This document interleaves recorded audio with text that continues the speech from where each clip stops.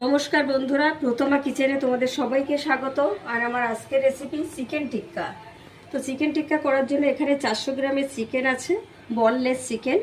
আমি এটাকে মিক্সারে কিমা করে নেব। আর এই চিকেন টিক্কা করার জন্য আমার লাগবে, এখানে আছে গ্রিন চিলি সস, আছে ধনেপাতা কুচি, পেঁয়াজ ফ্রাই করে আমি ফ্রেস্তা করে নিয়েছি, পুদিনা পাতা কুচি, কাঁচা লঙ্কা কুচি, জিরের গুঁড়ো, টমেটো কুচি, আদা বাটা, রসুন বাটা, লবণ, চিনি, লঙ্কার গুঁড়ো, পেঁয়াজ কুচি, ময়দা, কর্নফ্লাওয়ার।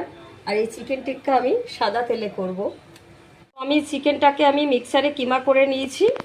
আর এখন মিক্সারে আমি পেস্ট করব পেঁয়াজ, ধনেপাতা, পুদিনা পাতা, আদা, রসুন বাটা, টমেটো কুচি, পেঁয়াজ ফ্রেস্তা। পেস্টটাকে আমি এখন চিকেনের সাথে মিশিয়ে দেব। এর সাথে আমি অ্যাড করব হাফ চামচ জিরের গুঁড়ো, হাফ চামচ লবণ, হাফ চামচ চিনি, হাফ চামচ লঙ্কার গুঁড়ো, কর্নফ্লাওয়ার, ময়দা, গ্রিন চিলি সস, এটা সাদা তেল। সব কিছুই আমি এবার একসাথে মেখে নেব ভালো করে। তেল গরম হয়ে গেছে আর চিকেন টিক্কাগুলোকে এবার ফ্রাই করে নেব।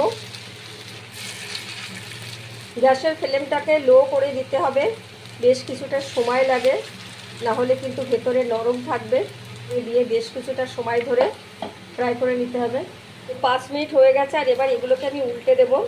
দুই পিঠই কিন্তু এভাবে উল্টে একেবারে লো ফ্লেমে কিন্তু অনেকটা টাইম ধরে ভালো করে ফ্রাই করে নিতে হবে।